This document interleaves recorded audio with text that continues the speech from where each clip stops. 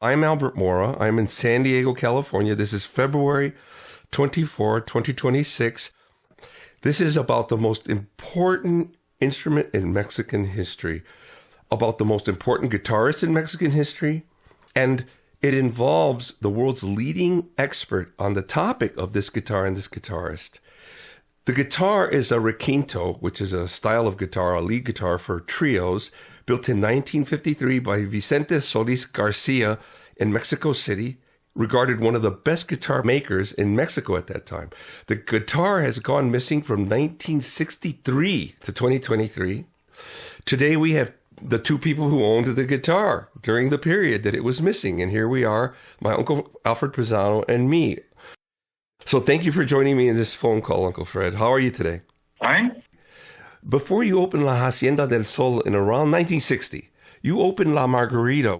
Do you remember roughly when that was? Was that 2 or 3 years before La Hacienda?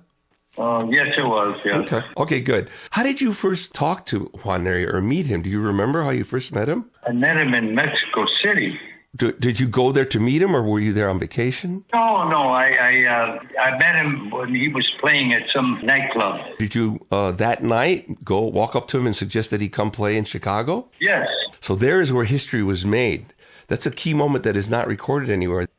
And then how did he get to Chicago? Did you drive him to Chicago? No, I guess he just, he flew in. Then he ended up coming to Chicago with me. And then you found him 2 companions.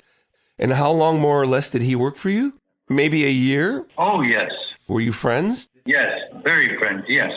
So when he would play in your restaurant, how did the audiences react? Well, because I also play, and I played with Requinto like him. So he was, I looked up to him because he was the best Requinto player in the world, you know. And you were right.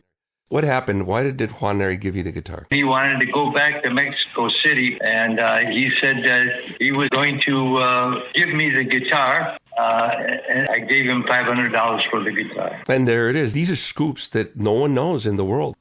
Where were you the last time you saw him? Do you remember? Oh, no. Was that the time he gave you the guitar? Yes. Here I enter the picture in 2008. We spoke on the phone.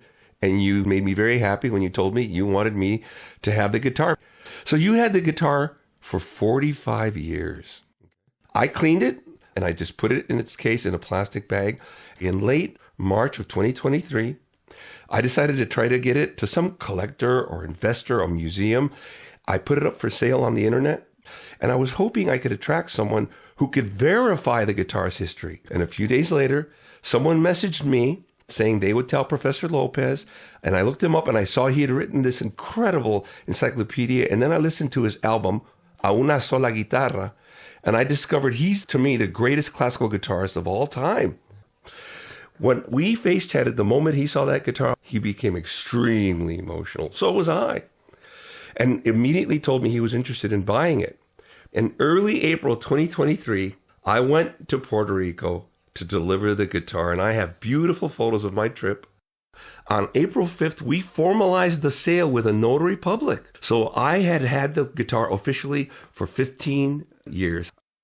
On November 10, 2023, Professor Lopez and the luthier, Edwin Aponte, presented the reconstructed guitar, and this was videoed by local news.